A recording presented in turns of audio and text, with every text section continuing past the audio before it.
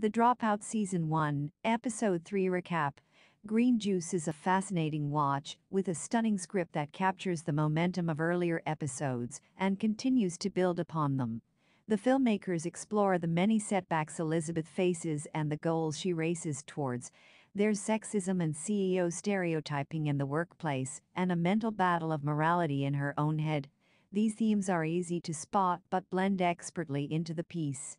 Steve Jobs and Apple being a major aspiration of hers, this episode openly hones in on this central motif. The episode begins with the hotly anticipated release of the iPhone and ends with Elizabeth dressed all in black, replicating the entrepreneur's iconic look. Elizabeth wears her heart on her sleeve and apparently her inspirations also. She's in awe of Apple.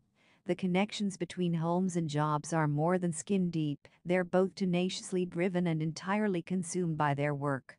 They alienate themselves and focus squarely on their own visions to the point of distraction.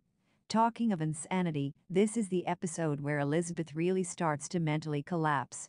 She's paranoid of her employees, hiring security systems and asking her secretary to spy on the staff. Elizabeth dresses carelessly, cutting off her own bra straps in one frantic scene. She talks to herself in the mirror, even changing the tone in her voice. This is an unstable individual, desperate for help, yet doggedly trying to run a company single-handedly.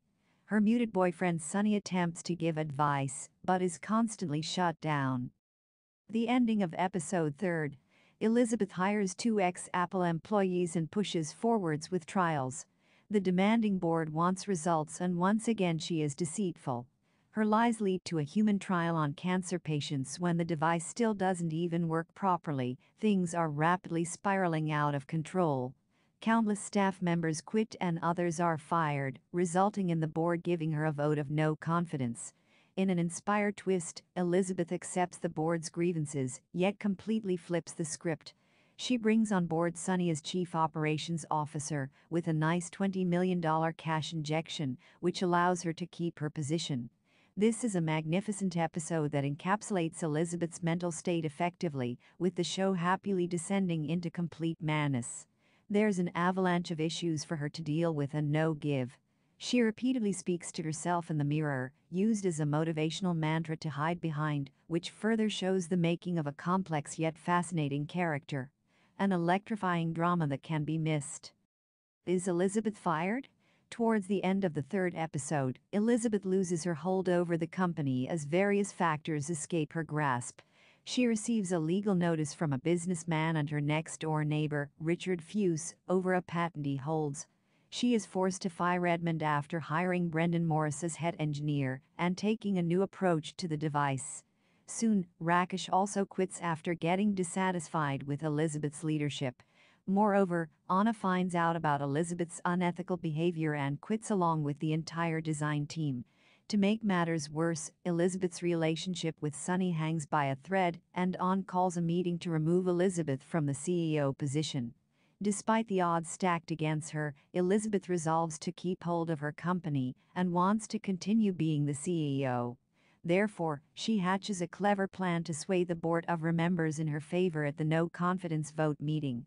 Elizabeth laments her indecisiveness and inexperience, but promises Dawn that she can change the company's fortunes around.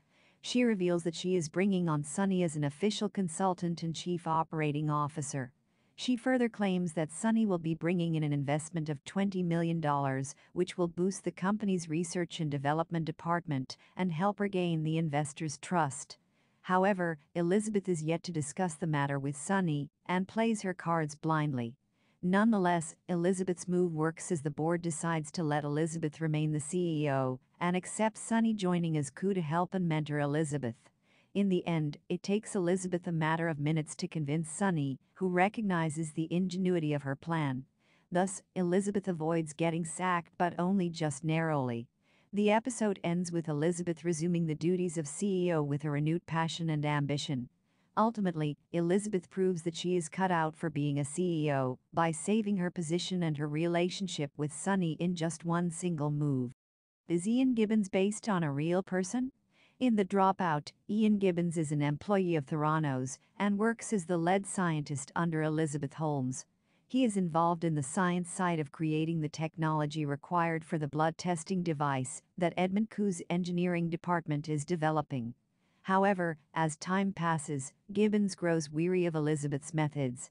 However, unlike Ku and Midhava, two of the company's foremost employees, he continues working at Theranos. In the series, veteran actor Stephen Fry essays the role of Ian Gibbons.